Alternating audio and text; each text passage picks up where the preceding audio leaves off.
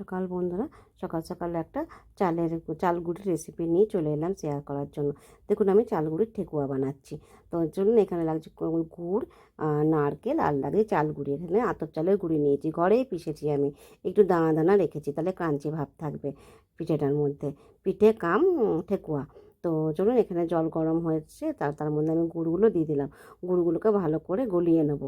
তারপরে এখানে 2 চামচ ঘি দেবো। দেখুন গুড়টা পুরো গলে গেছে, এবার 2 চামচ ঘি দিয়ে দিচ্ছি। ঘি দিলে কি হয়, এই যে ঠেকুয়া যেটা, এটা খুব নরম হয়। ভিতরটা নরম হবে আর বাইরেটা ক্রাঞ্চি ভাব থাকবে। চাল গুঁড়ো তো, চাল গুঁড়িতে একটু ঘি না দিলে একটু শক্ত ভাব হয়ে থাকে। তো এটা ঘি দিলে একটু নরম হয়ে যায়। চলুন, এটা হয়ে এসছে। এবার গুড়টা মোটামুটি গলে আসছে। এবার গুড়টা পুরোপুরি গলে গেলে তখন আমি চাল গুঁড়িটা এর মধ্যে দিয়ে দেবো। আর বন্ধুরা, কোথা থেকে দেখছেন আপনারা আমার এই রান্নাটা কমেন্ট করে বলবেন। আর লাইক করবেন, শেয়ার করবেন, ভালোবাসা দেবেন। আপনাদের প্রতিও ভালোবাসা রইল। সুস্থ থাকবেন, সুস্থ সবল বলিষ্ঠ থাকবেন, নীরোগ থাকুন, এটাই চাই বন্ধুরা। আর দেখুন, বলতে বলতে আমার কিন্তু গুড়টা পুরো গলে গেছে। এবার নারকেলের সঙ্গে আমি ভালো করে মিশিয়ে, চাল গুঁড়ির সঙ্গে মিশিয়ে, নারকেলটাকে মিশিয়ে, দেখুন আমি ফুটন্ত জলে, গুড় জলে দিয়ে দিচ্ছি। দিয়ে এবার ভালো করে মাখতে শুরু করব। একদম ভালো করে পাক দেবো। তো ওই গ্যাসটা কিন্তু অফ করিনি। গ্যাস কিন্তু জ্বলছে, কিন্তু আঁচটা আস্তে আস্তে, তো আস্তে আছে। তো এবার ভালো করে নাড়তে নাড়তে আমার মাখা মোটামুটি হয়ে এসেছে। এবার আমি ঢাকা দিয়ে রাখবো। ঢাকা দিয়ে রাখলে কিছুক্ষণ ভাপেও চালগুড়িটা সিদ্ধ হলে মাখাটা ভালো হবে, ফাটবে না। দেখুন এবার মাখা হয়ে গেছে। এবার আমি একটু ঢাকা দিয়ে রেখে দেবো।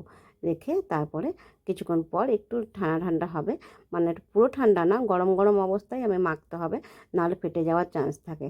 তো চলুন, এখানে একটু ঢাকা দিয়ে রেখে দিয়েছিলাম। ভাপে অনেকটা চালগুড়িটা সিদ্ধ হয়ে গেছে। এবার আমি অল্প অল্প, খুব গরম তো, তাই অল্প অল্প করে নিয়ে মাখছি। আর তারপরে গোল গোল করে চ্যাপটা করে শেপ দিচ্ছি।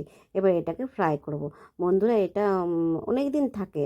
এইটা মানে ঠেকুয়াটা, চালের ঠেকুয়া যেটাকে বলছে, এটা গ্রামগঞ্জে অনেকে আলসে পিঠে বলে। তো চলুন, এটা আমার হয়ে গেছে। এবার আমি শেপ করে নিয়ে এবার ছাঁকা তেলে ভাজবো। তো বন্ধুরা, কোথা থেকে দেখছেন বলবেন, অবশ্যই বলবেন কেমন হয়েছিল। আপনারা ঘরে করে খাবেন, এটা খুব টেস্টি হয়, খুব ভালো লাগে পিঠেটা খেতে। পিঠে কাম ঠেকুয়া যেটাকে বলেন, আমি ঠেকুয়া নাম দিই, চালগুড়ির ঠেকুয়া নাম দিয়েছি এটা। তো এটা আমি প্রায় করি। তো ঘরে সবাই খুব ভালোবাসে। তো এটা করে খাই।